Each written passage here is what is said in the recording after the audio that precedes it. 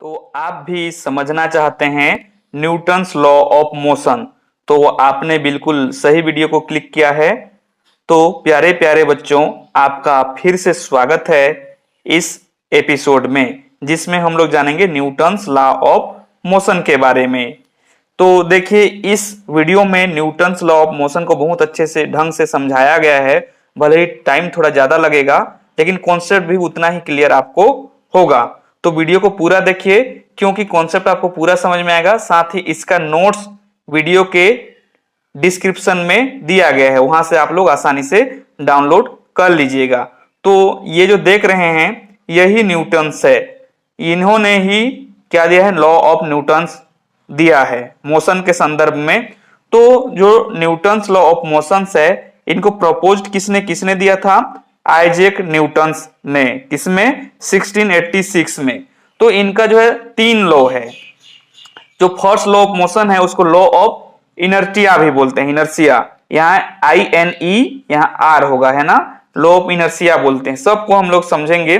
Second law of motion क्या है? Law of momentum के नाम से भी जानते हैं।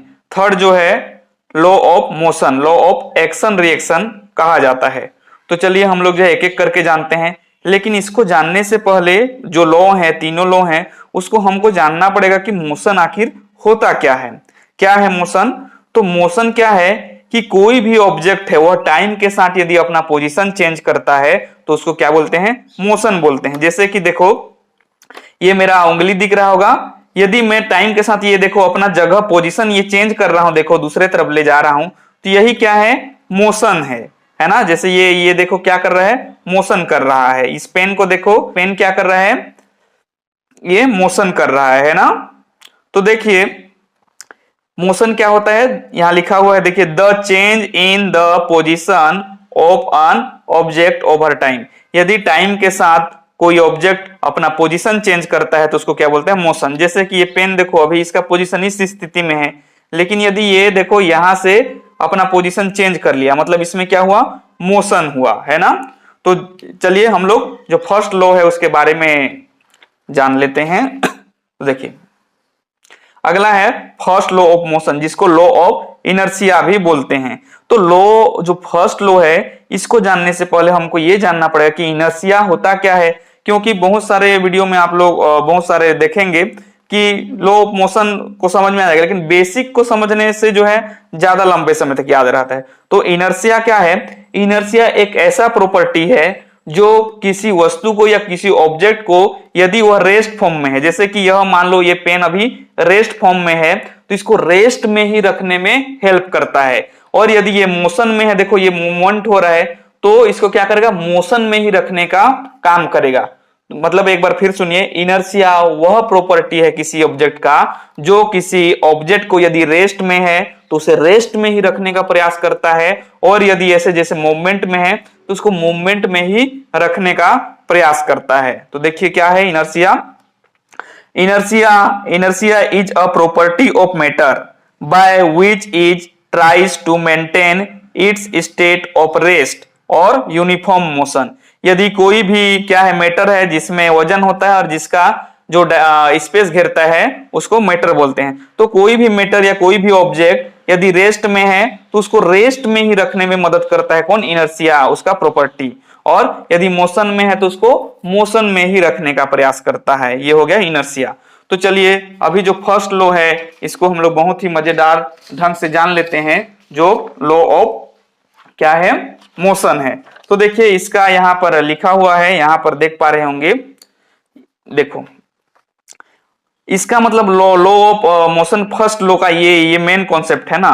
तो क्या बोल रहा है इसमें, देखिए देखो, a body remains in the state of rest और uniform motion in straight line until an external force act on it. अब ये इतना लंबा चौड़ा क्या है बोल रहे होंगे। तो देखो इसमें बोला ये जा रहा है कि कोई भी ऑब्जेक्ट है वह रेस्ट कंडीशन में तब तक बना रहेगा और जब तक कि उसमें कोई एक्सटर्नल फोर्स ना लगे। जैसे कि मैं बोलूं, इस पेन को मैं यहां पर क्या कर दिया हूं, देखो पेन को यहां छोड़ दिया हूं, तो पेन जो है अपना स्थिति ऐसा कब तक मेंटेन करेगा? जब तक कि कोई एक्सटर्नल फोर्स इस पे ना लगे। जैसे एक्सटर्नल फोर्स में ये देखो हाथ से पकड़ के इसको हटा दे रहा हूं, मतलब मैं इसको एक्सटर्नल फोर्स दे रहा हूं, तभी यह अपना पोजीशन बढ़ रहा है। लेकिन ये हो गया किसके कंडीशन में, ये रेस्ट कंडीशन में। और क्या बोल रहा है इसमें देखो, और यदि कोई मूवमेंट है तो जैसे मूवमेंट कर रहा है तो वो मूवमेंट नहीं रुकेगा ना, वो मूवमेंट होता रहेगा।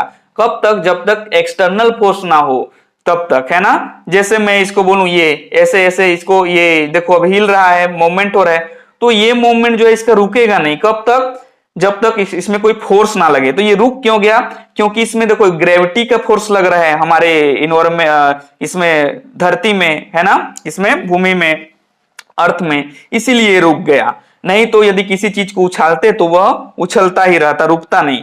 मतलब कुछ फोर्स तो लगा ना, इसमें ग्रेविटेशनल फोर्स लगा, इसी कारण ये रुक गया, नहीं तो नहीं रुकता। जैसे फुटबॉल भी हम लोग लात मारते हैं फुटबॉल को, तो ऊपर उड़ता है और दूर भागता है, लेकिन वो रुक जाता है, वो रुकता नहीं। लेकिन उसमें जो ग्रेविटेशनल फोर्स लग रहा है ना, उसी ग्रेविटेशनल फोर्स के कारण वो नीचे बैठ के रुक जाता है, नहीं तो वो उड़ता ही रहता है ना। तो यही है। एक बार फिर देखिए, a body is remains in the state of the rest of uniform motion और uniform motion in straight line until an external force act on. कोई भी ऑब्जेक्ट, कोई भी बॉडी, जब तक वह यदि रेस्ट कंडीशन में है तो वह रेस्ट बना रहेगा, यदि वह मोशन में है मतलब चल रहा है तो वह मोशन में ही कब तक बना रहेगा, जब तक कि उसमें कोई एक्सटर्नल फोर्स उसमें ना लग जाए, है ना। यहाँ एग्जांपल के माध्यम से समझते हैं। देखिए, जैसे अ पर्सन स्टैंड इन अ बस फॉल्स बैकवर्ड व्हेन बस स्टार्ट मूविंग। जैसे आप लोग कभी देखे होंगे, बस चढ़े होंगे, तो क्या होता है, यदि बस में आप लोग बैठ गए हैं तो बस जो है अचानक से स्टार्ट होता है तो क्या कैसे करते हैं आप लोग, पीछे तरफ जो है गिरने लगते हैं। मतलब इस समय क्या हुआ था कि आपका जो कमर से नीचे वाला पार्ट जो है, जब बस स्टार्ट होता है तो वो मोशन करने लगता है, लेकिन आपका जो ये सीना से ऊपर वाला सिर वाला पार्ट क्या रहता है, वो तो रेस्ट कंडीशन में रहता है। तो आपका नीचे वाला पार्ट जो है मोशन में आ जाता है, कमर से नीचे वाला पैर सब, है ना। तो कमर से नीचे मोशन में आ जाता है, और जो है ऊपर का पार्ट क्या रहता है उस समय स्थिर रहता है, मतलब कि स्टेबल रहता है। इसी कारण जो है नीचे वाला पार्ट आगे चला जाता है और आपका अगला वाला जो ऊपर वाला पार्ट जो है पीछे तरफ गिरने लगता है ना, झुकने लगता है। तो अ पर्सन स्टैंड इन अ बस फास्ट बैकवर्ड व्हेन बस स्टार्ट मूविंग। जब बस स्टार्ट होता है तो हम लोग पीछे तरफ झुकने लगते हैं। और क्या होता है देखो, ये तो हो गया किसका, जब ये रेस्ट कंडीशन में है तब। एक एग्जांपल करके देखते हैं। देखिए यहाँ पर देखो, एक सिक्का रखा हूं मैं, यहाँ देखो एक सिक्का रखा हूं।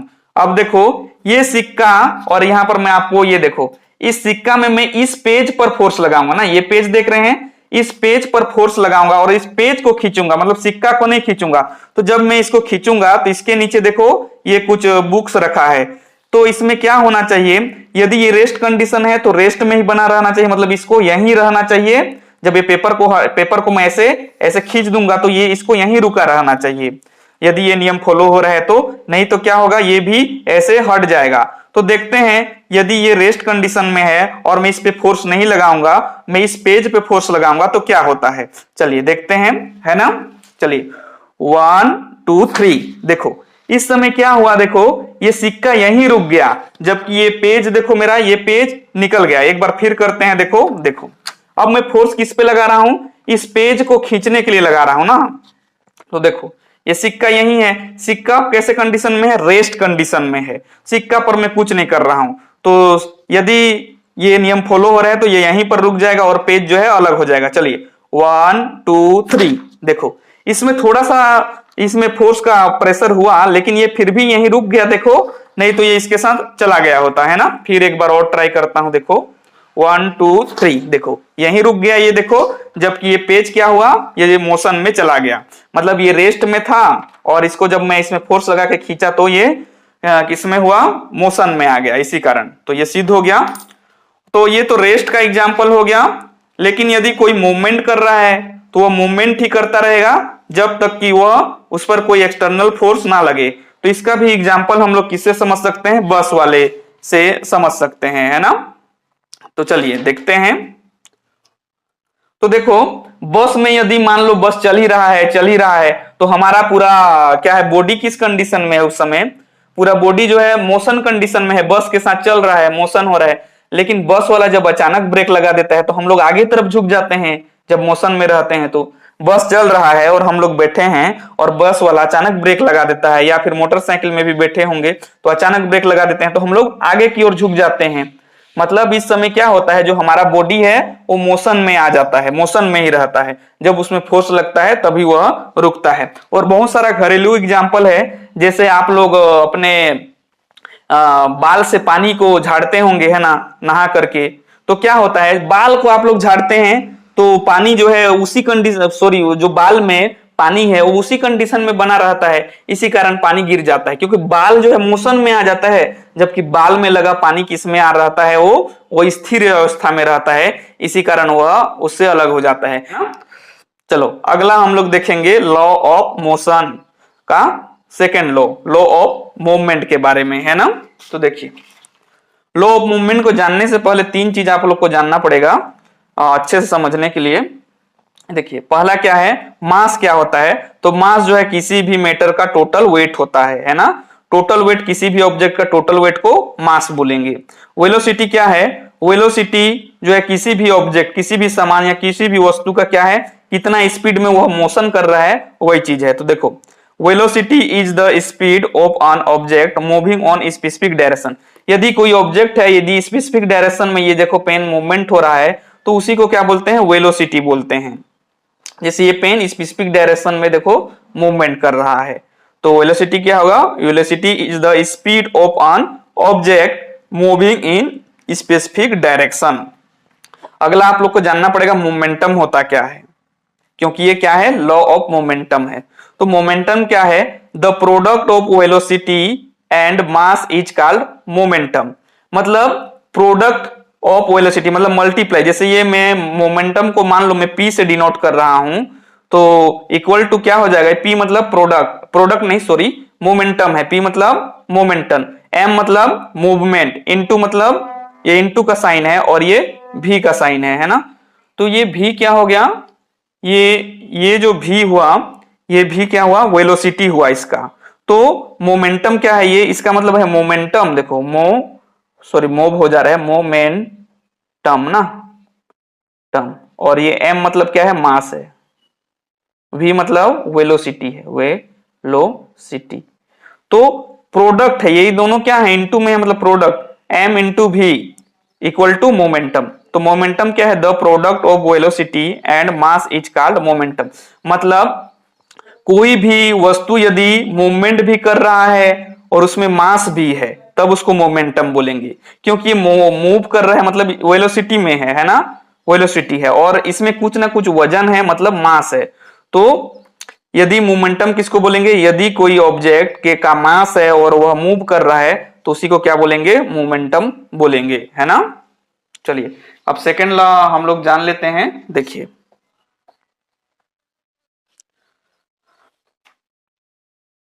देखो सेकेंड लॉ क्या बोल रहा है, देखो, the rate of change of objects momentum is directly proportional to the force applied to the net force acting on it and inversely proportional to it mass. देखो अब सोच रहे होंगे इतना लंबा चौड़ा हमको तो समझ ही नहीं आया। तो अभी क्या बोल रहा है, जो मोमेंटम है वो फोर्स के डायरेक्टली प्रोपोर्शनल है। देखो यहां पर देखो, मोमेंटम जो है फोर्स के डायरेक्टली प्रोपोर्शनल से है। मतलब यदि किसी में हम लोग फोर्स बढ़ाते हैं तो मोमेंटम भी बढ़ेगा। मतलब देखो ये पेन है मतलब इसमें मास है और क्या है, वेलोसिटी है। मतलब इसमें मैं ये हाथ से ये प्रेशर दे रहा हूं, ये जितना प्रेशर दूंगा उतना ये मूवमेंट करेगा। यदि मैं इस पे जोर से करूंगा तो ये जोर से देखो हिल जा रहा है, ये इसको धीरे से टक्कर मारूंगा तो धीरे जाएगा, और जोर से करूंगा तो ये जोर से हट जाएगा।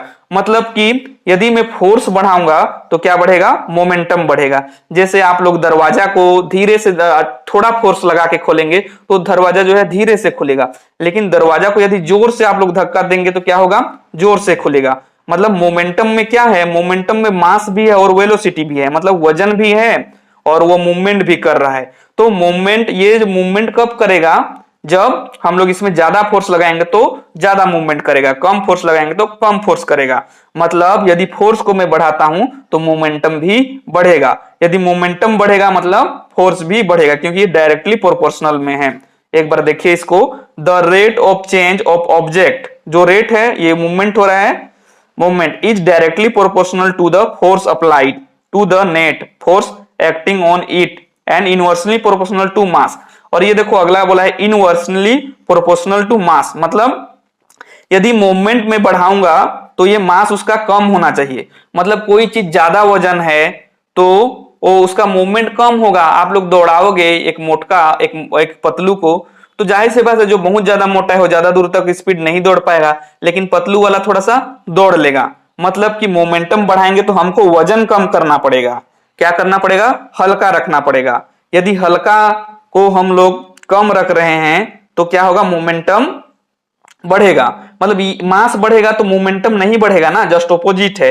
यदि मोमेंटम बढ़ेगा तो मास घटेगा, मास बढ़ेगा तो क्या? मोमेंटम भी कम हो जाएगा, है ना? क्या हो जाएगा? मोमेंटम भी कम हो जाएगा। जैसे कि देखना, आप लोग साइकिल चला रहे होंगे एग्जांपल में, व्हेन यू राइड बाइसाइकिल, यदि आप जितना साइकिल में फोर्स लगाओगे उतना स्पीड उसका बढ़ेगा, है ना? लेकिन जितना स्पीड कम लगा, जितना फोर्स कम लगाओगे उतना स्पीड उसका कम हो जाएगा। और ज्यादा वजन का रहेगा तो साइकिल स्पीड में नहीं चल पाएगा। मतलब यदि मोमेंटम बढ़ेगा तो फोर्स भी बढ़ेगा, यदि ज्यादा फोर्स लगाएंगे तो मोमेंटम भी क्या होगा? बढ़ेगा, है ना? जैसे आप लोग दरवाजा को, फिर बोल रहा हूं, दरवाजा को धीरे से ढकेलोगे तो धीरे से खुलेगा, लेकिन जोर से फोर्स लगाओगे तो वो जल्दी से खुल जाएगा। मतलब उसका स्पीड और भी बढ़ जाएगा, है ना? और साइकिल चलाते हुए इसको देख चुके हैं। अगला है third law, law of action reaction. देखो इसमें क्या होता है, हम जितना फोर्स सामने तरफ लगाते हैं उतना फोर्स भी हमको पड़ता है। मतलब सामने वाले को हम जितना गुस्सा करेंगे सामने वाला भी उतना ही ज्यादा गुस्सा करने लगेगा, है ना? एकदम खतरनाक। तो क्या बोल रहा है ये देखो, for every action there is an equal and opposite action. देखो जितना हम लोग एक्शन लगाएंगे उतना ही इक्वल मात्रा में हमको ऑपोजिट रिएक्शन देखने को मिलेगा। जैसे कोई स्विमर है, स्विमिंग करता है तो हाथ को वह पीछे तरफ, देखो डायग्राम में दिख पा रहा हो, वह पीछे तरफ क्या करता है? हाथ को करता है। और हम लोग आगे तरफ बढ़ने लगते हैं, तैरते रहते हैं तो हाथ को पीछे तरफ स्लाइड करता है, जबकि इंसान आगे तरफ बढ़ता है। और जैसे फायरिंग बुलेट हो गया, जैसे बंदूक चलाते हैं तो क्या होता है, हम लोग ट्रिगर जो है पीछे तरफ करते हैं, लेकिन उसका गोली जो है, बुलेट जो है आगे तरफ निकलता है ना? जैसे रॉकेट लॉन्च होता है तो क्या होता है, कोहरा जो है उसका पीछे तरफ जाता है लेकिन रॉकेट आगे तरफ बढ़ता है। मतलब जितना हम लोग एक्शन करते हैं उतना ही हमको रिएक्शन मिलता है, लेकिन ऑपोजिट डायरेक्शन में, है ना? तो ये होप यह आप लोग के लिए हेल्पफुल रहा होगा। तो आपका बहुमूल्य समय देने के लिए बहुत बहुत धन्यवाद। इसी तरह के इंटरेस्टिंग वीडियो को आप देखना चाहते हैं और चैनल पे नए हैं तो आप चैनल को सब्सक्राइब करके बेल आइकन प्रेस करके ऑल पे क्लिक कर सकते हैं, क्योंकि ऐसे ही मैं आप लोग के लिए वीडियो बनाता रहता हूं। और आप लोग नोट्स डाउनलोड कर लीजिएगा। आपका बहुमूल्य समय देने के लिए बहुत बहुत धन्यवाद। मिलते हैं नेक्स्ट वीडियो में।